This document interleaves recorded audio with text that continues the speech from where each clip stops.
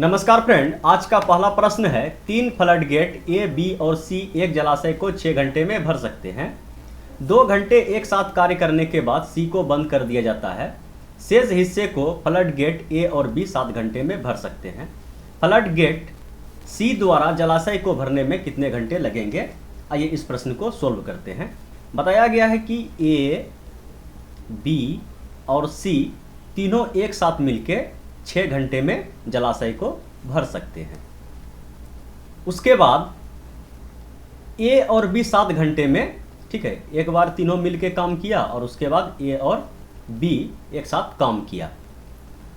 तो यहाँ पे टोटल वर्क का हम लोग टाइम लिखते हैं एलसीएम निकालने के लिए, ठीक है। टोटल वर्क करवाते हैं उससे, उसका टाइम का हम लोग एलसीएम लेते हैं। लेकिन यहाँ पे देखिए थोड़ा सा सवाल में लोचापनी किया है, शेष हिस्से को, ठीक है, शेष हिस्से को ए और बी 7 घंटे में भर सकते हैं। इसका मतलब यहाँ जो 7 घंटा है हम लोग यहाँ पे नहीं लिख सकते हैं, क्योंकि यहाँ पे टोटल काम का हम लोग चर्चा करते हैं। तो यहाँ पे बताया गया है कि ए, बी और सी एक जलाशय को 6 घंटे में भर सकते हैं। तो ए, बी और सी अगर 6 घंटा में जलाशय को भरता है तो 1 घंटा में कितना भाग काम किया होगा जलाशय को भरने का? बोलिए 1/6 भाग किया होगा। अगर 2 घंटा कार्य किया है तीनों मिलके तो कितना कार्य किया है? बोलिए 2/6 हिस्सा कार्य किया है, ठीक है। ये इसको कटा दीजिए, बोलिए कि 1/3 कार्य किया है। बोलिए शेष कार्य कितना बचा? अगर 3 यूनिट का टैंकी था, 1 यूनिट भर गया तो बोलिए 2 यूनिट खाली बचा, ये आपका शेष भाग बचा, ठीक है। और बताया गया है कि यही 2/3 भाग को ए और बी जो है 7 घंटे में भरता है। बताया गया ना कि शेष हिस्से को, मतलब शेष हिस्सा कितना बचा? बोले 2/3। यही 2/3 को ए और बी मिलके 7 घंटे में भर सकते हैं। तो 2/3 हिस्से को भरने में 7 घंटे का समय लेता है। तो बोलिए कि एक पूरा हौद, मतलब एक कार्य करने में कितना समय लेगा? बोलिए कि 7, और ये उल्टा पुल्टा हो जाएगा, 3 आपका ऊपर हो जाएगा और 2 आपका नीचे हो जाएगा। मतलब ए और बी अगर एक साथ मिलकर कार्य करेगा तो जलाशय को भरने में 21/2 घंटे का समय लगेगा। 21/2 घंटे का समय लगेगा। ये हुआ टोटल कार्य, मतलब पूरा एक कार्य करने का समय। अब आते हैं इस सवाल पे, ठीक है। यहां से आप लोग क्या कीजिएगा, अब इस दोनों का एलसीएम लीजिएगा। तो बोलिए एलसीएम कितना हो जाएगा? 21 में 6 आता है नहीं, 42 में 6 आता है, ठीक है। तो टोटल वर्क हो गया आपका 42। तो कार्य क्षमता यहां से निकाल दीजिए, 6 सत्ते 42 और 21 दूना 42 का आ गया 4, ठीक है। तो देखिए ए और बी मिलके 1 घंटा में 4 यूनिट कार्य करता है, ठीक है। और ए, बी, सी मिलकर 1 घंटे में 7 यूनिट कार्य करता है। अगर ए प्लस बी का जो कार्य क्षमता 4 है और टोटल का 7 है तो सी का इकल्ले का कितना होगा? बोलिए 3 होगा। तीनों को जोड़ के 7 पुराना है और ए प्लस बी का मान 4 है, ठीक है। तो सी का जो कार्य क्षमता है वह 3 यूनिट है और टोटल कार्य कितना है? बोलिए 42। पूछा गया है कि सी द्वारा जलाशय को भरने में कितने घंटे लगेंगे? तो सी का कार्य क्षमता कितना है? 3 से अगर भाग देंगे तो 4 42, 14 घंटा में अकेला सी जो है उस जलाशय को भर देगा। बोलिए समझ पाए? बोलिए हाँ, समझ में आ गया। तो चलिए अब बढ़ते हैं अगले प्रश्न की ओर। और अगला प्रश्न ये रहा आपके स्क्रीन पे, इसको भी सल्टाया जाए। प्रश्न क्या है? पाइप ए और सी एक खाली टैंकी को क्रमशः 7 एवं 10.5 घंटे में पूरा भर सकते हैं, जबकि पाइप बी भरी हुई टैंकी को 5.25 घंटे में खाली कर सकता है। यदि टैंकी खाली होने पर तीनों पाइप को एक साथ खोल दिया जाए तो टैंकी का 2/3 भाग भरने में कितना घंटा लगेंगे? देखिए 3 पाइप है आपका, ए है, बी है और सी है। ए और सी खाली टैंकी को टाइम दिया गया है, मतलब खाली टैंकी मतलब पूरा कार्य, इसको ये 7 घंटा में, और सी जो है इसको 10/5, कहने का मतलब कितना हो गया? 10 दूना 20, 21/2, ठीक है। 21/2 घंटे में भर सकता है। और पाइप बी भरी हुई टैंकी को 5.25 घंटे में, कहने का मतलब 5 चौक 20, 21/4, 21/4 घंटे में खाली कर सकता है। देखिए ये खाली करने वाला है, खाली कर सकता है। यदि टैंकी खाली होने पर तीनों पाइप इसे तीनों मिल के कार्य कर रहा है तो इसके नीचे कुछ नहीं है तो 1 एलसीएम लिया कितना हो जाएगा, बोलिए 21 आ जाएगा। ठीक है, तो यहाँ से कार्य क्षमता निकाल दीजिए। नीचे कुछ नहीं लिए, नीचे एचसीएफ लेते हैं, ऊपर का एलसीएम नीचे का एचसीएफ। एचसीएफ में यहाँ 1 मिल रहा है तीनों में, तो 1 लिखने से कोई फायदा है, बोलिए कोई फायदा नहीं। भाग दीजिए, इसका कार्य क्षमता आ गया 3, 21 कट गया 4, 21 कट गया, इसका 2 आ गया। तीनों अगर साथ मिलके कार्य करेगा तो ये आपका खाली करने वाला है। 3 2 5 भराया 4 निकला, मतलब तीनों का साथ का जो कार्य क्षमता है कितना निकला, बोलिए 1। ठीक है, तो टोटल वर्क से भाग देना है। लेकिन यहाँ बोला है पूरा कार्य नहीं, पूरा कार्य 21 कार्य नहीं करवाना है, 21 का 2/3 भाग कार्य करवाना है। 21 का 2/3 भाग कार्य करवाना है। 7 या 21, 7 दूना 14, 14 यूनिट ही कार्य करवाना है। और तीनों का साथ का क्षमता कितना है, बोलिए 1। तो 14 को अगर 1 से भाग दीजिएगा कितना आएगा, 14 घंटा। ठीक है, तीनों मिलके अगर 2/3 भाग को भरेगा तो 14 घंटा में टैंकी क्या हो जाएगा, आपका भर जाएगा। बोलिए समझने में कोई दिक्कत तकलीफ परेशानी, बोलिए कोई दिक्कत तकलीफ परेशानी नहीं है। तो चलिए बढ़ते हैं अगले प्रश्न की ओर। और अगला प्रश्न ये रहा आपके स्क्रीन पे, इसको भी सल्टाया जाए। प्रश्न क्या है, एक समद्विबाहु त्रिभुज की परिमिति 14 सेंटीमीटर है तथा बराबर भुजाओं में से एक भुजा तथा तीसरी भुजा का अनुपात 5:4 है, इस त्रिभुज का क्षेत्रफल क्या होगा। देखिए सबसे पहले बताया कि समद्विबाहु त्रिभुज है, मतलब क्या, दो भुजा उसका क्या है, आपस में बराबर है। कोई भी दो भुजा आपस में बराबर है और एक बराबर भुजा और एक विषम भुजा का अनुपात जो दिया है 5:4 दिया है, 5:4 दिया है। लेकिन परिमिति अगर 14 दे दिया है, अगर हम 4 को बराबर वाला भुजा मानते हैं तो 4 4 8 5 13 ही पूरेगा। इसका मतलब बराबर वाला भुजा 5 5 है, 5 5 10 और 4 14। ठीक है, इसका क्षेत्रफल पूछा है तो विषमबाहु त्रिभुज है, इसका क्षेत्रफल कैसे निकालते हैं, हीरो फार्मूला से। अर्थ परिमाप कितना हो जाएगा, बोलिए 5 5 10 4 14, 14 भाई 2 7। ठीक है, तो अंडर रूट 7 इंटू क्या हो जाएगा, 7 - 5 कितना हो जाएगा 2, फिर 7 - 5 कितना हो जाएगा 2, 7 - 4 कितना हो जाएगा 3। ठीक है, तो यहाँ से 2 2 गुना में है, कॉमन निकल के 2 बाहर निकल गया, रूट अंदर 21 फंसा रह गया। तो 2√21, ठीक है, 2√21 वर्ग सेंटीमीटर, यही इसका क्या है, सही आंसर है। बोलिए समझने में कोई दिक्कत तकलीफ परेशानी, बोलिए कोई दिक्कत तकलीफ परेशानी नहीं है। बड़ा इजी और लॉलीपॉप प्रश्न था। ठीक है, तो चलिए अब बढ़ते हैं अगले प्रश्न की ओर। और अगला प्रश्न ये रहा आपके स्क्रीन पे, इसको भी सल्टाया जाए। प्रश्न क्या है, 101 और 300 के बीच कितनी संख्या है जो 3 और 5 दोनों से विभाज्य है। तो सबसे पहले इन दोनों के बीच कितना संख्या है, दोनों का डिफरेंस ले लीजिए। बोलिए 200 ऐसे हो गया, एक कम 199 संख्या है। और 3 से भी कटेगा, 15 से, 3 से भी कटेगा, 5 से कटेगा, इसका मतलब ये संख्या 15 से आपका कटेगा। ठीक है, 15 से भाग दीजिए, एक बार में आ गया आपका 15 और ये आया 4 और ये 15 दिया 45।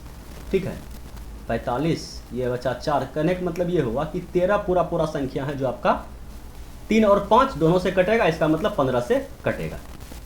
ठीक है, जो संख्या 15 से कटेगा वह 3 से भी कटेगा, 5 से भी कटेगा। बोलिए सवाल में दम था, बोलिए कोई दम दशा नहीं था। तो चलिए अब बढ़ते हैं अगले प्रश्न की ओर। और अगला प्रश्न ये रहा आपके स्क्रीन पे, इसको भी सल्टाया जाए। प्रश्न क्या है, एक नगर की जनसंख्या प्रतिवर्ष 5% बढ़ती है। यदि 1981 में इसकी जनसंख्या इतना थी तो 1973 में जनसंख्या क्या थी। ठीक है, सबसे पहले देखिए 78 में पूछा गया है और 81 का दिया गया है, तो कितना बढ़ा, 78 हो गया, 79 80 81 3 साल। और रेट कितना है 5%, तो 5% का फ्रैक्शन वैल्यू आप सभी को पता है, 5% का फ्रैक्शन वैल्यू कितना होता है, 5 × 5 20 5 100, मतलब 20 पे 1 का वृद्धि हो रहा है। 20 से कितना हो रहा है जनसंख्या 21, कितना साल 3 साल, फिर 20 से 21, फिर 20 से 21। ठीक है,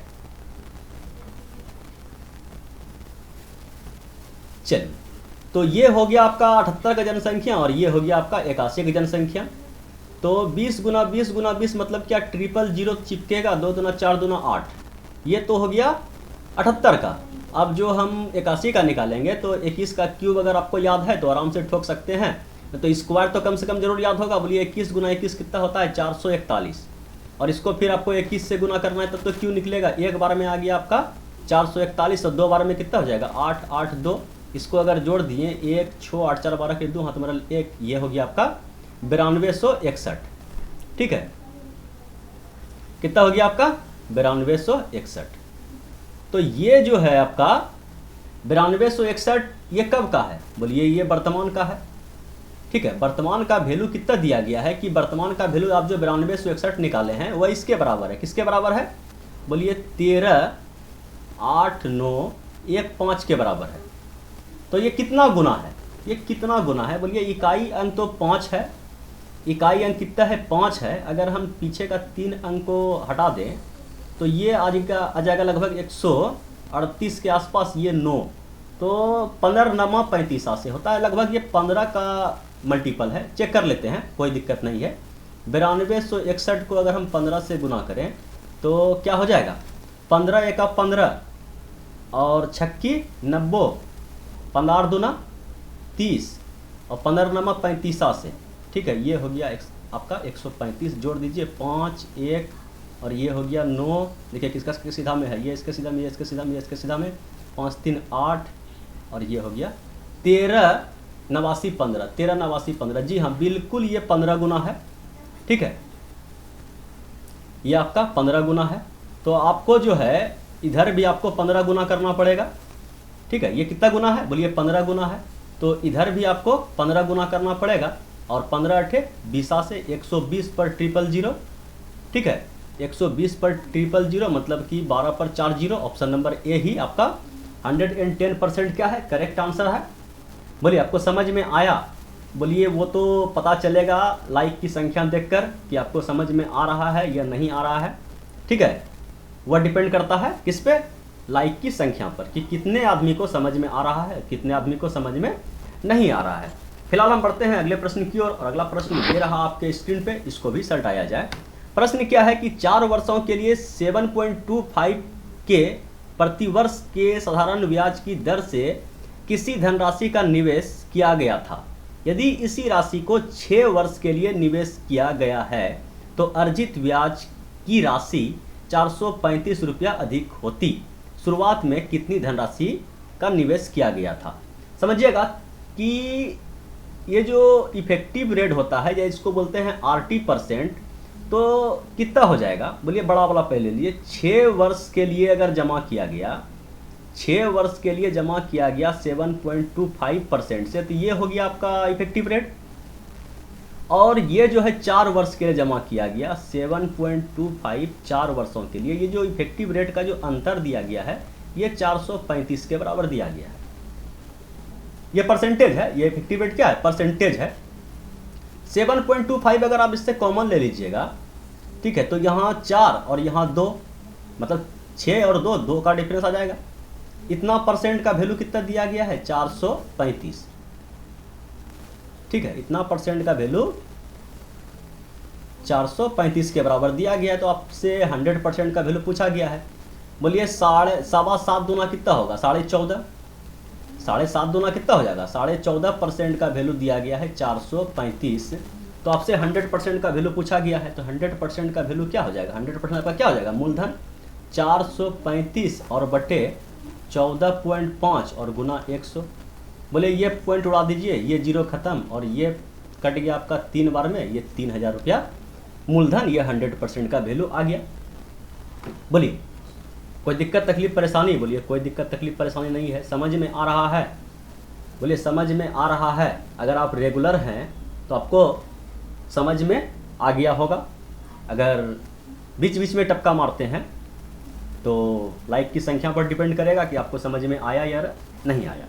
फिलहाल हम बढ़ते हैं अगले प्रश्न की ओर, और अगला प्रश्न ये रहा आपके स्क्रीन पे, इसको भी सल्टाया जाए।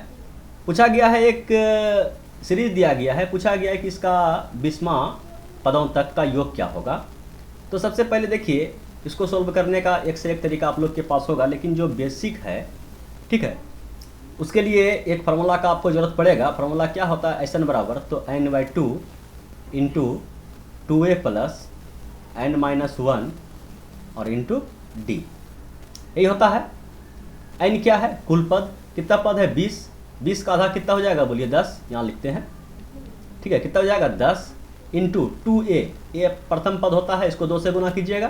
प्रथम पद आपका ये फार्मूला का 2 है और प्रथम पद आपका क्या है 2 है, तो ये कितना हो जाएगा 4। n-1, n कितना है 20, 20 में 1 घटा दीजिए, कितना होगा 19, ये प्लस है, ठीक है 2a प्लस n-1 और इंटू डी करना है, डी निकाले हैं। बोलिए कोई दो पद का अंतर आप निकाल दीजिए, जब सीरीज दिया गया है तो आप चेक भी कर सकते हैं। तो चलिए इसी दो को कर देते हैं, बड़ा में छोटा घटाते हैं, 4 2 8 1 9/2 और -4 3 12 1 13/4, ठीक है 13/4 एलसीएम हो गया 4 और ये कितना हो गया 2 बार में कटा, 9 2 18 और माइनस का 13 5/4। तो ये जो डिफरेंस है कितना के बराबर है, बोलिए 5/4 के बराबर है।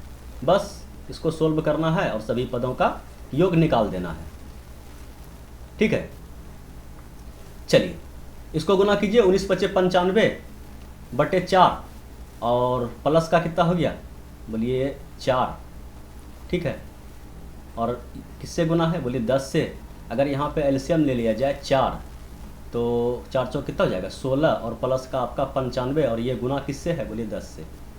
तो 95 6 5 11 करिए 1 हाथ मरल कितना 1 10 10 1 11, गलती किए 6 5 11 करिए 1 हाथ मरल 1 10 और 1 11, 111/4। इसको अगर 10 से गुना कीजिएगा तो ये 0 यहाँ चिपक जाएगा और इसको 4 से केवल भागा देना है। तो भाग देकर देख लीजिए 11,110 को अगर आप 4 से भागा दिए, 4 दूना 8, ठीक है 8 3 11 4 7 28, ठीक है 28 3 31 4 7 28, ठीक है 2 बचा और ये 2/4, कहने का मतलब क्या 1/2, ऑप्शन नंबर ए जिंदाबाद। बोलिए समझ पाए, बोलिए एकदम समझ में आ गया, ठीक है। कोई दिक्कत तकलीफ परेशानी, बोलिए कोई दिक्कत तकलीफ परेशानी नहीं है। तो अब बढ़ा जाए अगले प्रश्न की ओर, और अगला प्रश्न ये रहा आपके स्क्रीन पे, इसको भी सल्टाया जाए। प्रश्न क्या है, त्रिभुज का कोऑर्डिनेट दिया गया है, से निर्मित त्रिभुज का क्षेत्रफल ज्ञात कीजिए। देखिए एक त्रिभुज आपके पास दिया गया है और इसका कोऑर्डिनेट दिया गया है 2 -1 1 और -1 और 4 और 1, ठीक है ये कॉमा है। तो इसको आप लोग अलग अलग तरीके से बनाते होंगे, ठीक है ट्रिक भी लगाते होंगे, लेकिन कभी कभी एग्जाम में ऐसा क्वेश्चन आ जाता है जहाँ पे वो ट्रिक क्या हो जाता है आपका फेल हो जाता है। तो वहाँ पे क्या साथ देता है, प्रोसेस। तो हम प्रोसेस से इस सवाल को सोल्व करते हैं। तो प्रोसेस का सूत्र क्या है लिखें, ये आप लोग को याद है, बोलिए याद है। तो 1/2, ठीक है 1/2 और इंटू क्या होता है, बोलिए 2 को अगर आप लिए हैं तो इस दोनों का अंतर लेना है, ठीक है। चलिए हम 2 को लिए और इंटू 2 को काट दिए, इसलिए याद हो जाता है कि 2 को हम काट दिए। अब इस दोनों का अंतर लेना है, -1 और फिर -1, ठीक है और फिर प्लस, इस बार इस 1 को लेते हैं, इस 1 को लिए 1 को काट दिए। डिफरेंस किसका लेना है, बोलिए इसका और इसका। तो 1 और माइनस माइनस क्या हो जाएगा, प्लस का 1, ठीक है फिर प्लस को प्लस दीजिए, इस बार इस 4 को उठा लीजिए। 4 इंटू, अब इसका और इसका डिफरेंस लेना है, माइनस का 1 और माइनस माइनस प्लस का 1, ठीक है। और ये सभी किस में रहता है भैया, तो मोड में रहता है, प्लस आए अथवा माइनस आए, उत्तर आपको प्लस में रखना है। तो 1/2 बाहर में ये है, ये 2 हो गया, ये देखिए बड़ा वाला है, ठीक है ये 2 हो गया, 2 कहाँ से हुआ, फिर से लिखिए, हड़बड़ी में गड़बड़ी नहीं करना है, ठीक है। देखिए ये 1/2 आपका बाहर में है, बोलिए हाँ, और ये हो गया 2 और गुना क्या हो गया, माइनस गुना माइनस, सॉरी दोनों गुना में नहीं है, माइनस माइनस में है, तो माइनस का 2 हो गया, ठीक है। फिर प्लस दिए, ये कितना हो गया 2, 2 गुना 1 कितना हो गया 2, और फिर प्लस दिए, बोलिए ये कितना हो गया 0, प्लस माइनस 0, 0 को गुना किए 0 से तो क्या हो गया 0, तो ये कितना हो गया आपका 4, माइनस का 4 और प्लस का 2, माइनस का 2, माइनस का 2 और बटे माइनस का 2 बटे 2, माइनस का 1, और जब मोड में है तो इसका उत्तर क्या हो गया 1 इकाई। बोलिए समझने में कोई दिक्कत तकलीफ परेशानी, बोलिए कोई दिक्कत तकलीफ परेशानी नहीं है। तो यही था भैया आज का लास्ट क्वेश्चन, थैंक यू।